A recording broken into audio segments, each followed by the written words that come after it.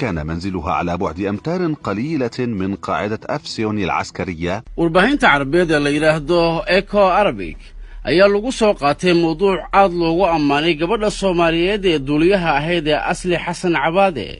barnaamijka ayaa lagu sheegay in Asli Cabaade ay tahay gabadhii ugu horeysay ee Carabeed ee dayuurad ciidan duulisa. barnaamijka ayaa lagu soo qaatay taariikhdeeda. Asli Xasan Cabaade waxa ay ku dhalatay degmada Bulaberde ee gobolka Hiiraan ee dalka Soomaaliya sanadku markuu ahaa 1958 iyadoo isla degmada ku qaadatay waxbarashada hoose dhexe. kadibna Asli waxay u soo guurtay magaalada Muqdisho ee caasimadda Soomaaliya. warbixinta ayaa lagu sheegay gurigii Asli ka deganeed magaalada Muqdisho uu dhowr mitir u jiray saldhiggii ciidanka cirka ee Visione, halkaasna ay ka arki jirtay dhaqdhaqaaqa diyaaradaha cirka ee Soomaaliya, taasina ay keentay inay ku riyoto inay duuliyo diyaaradeed noqoto.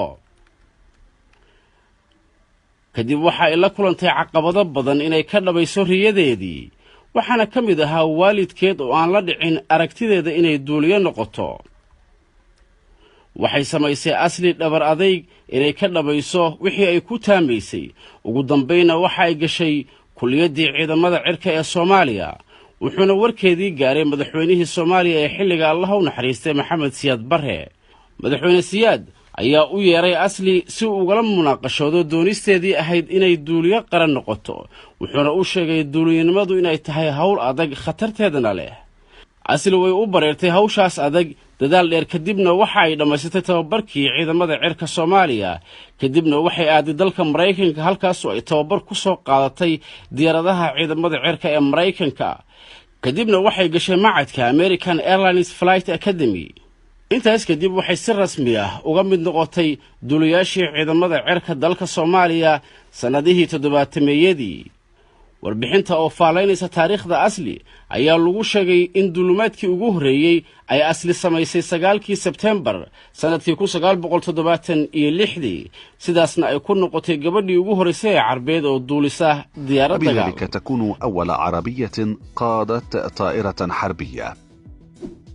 muddo dheer oo ay dalkeeda ugu soo shaqaysay aqoonteeda waxay u soo hoysay guulo badan. kadib Soomaaliya waxa burburay dawladdii, waxaana ka bilowday dagaalo sokeeye. waxay ka qayb qaadatay nabadeyntii Soomaaliya iyo dib u heshiisiintii dadka Soomaaliyeed. waxay ka qayb gashay shirkii ugu horeeyay ee lagu dhisay dawlad federaal ah.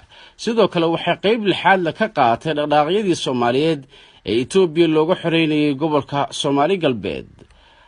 arrimahaas oo idil waxay ka dhigeen Asli Xasan Cabaade halyeeyad caan ka ah siyaasadda caalamka iyo tan gobolka.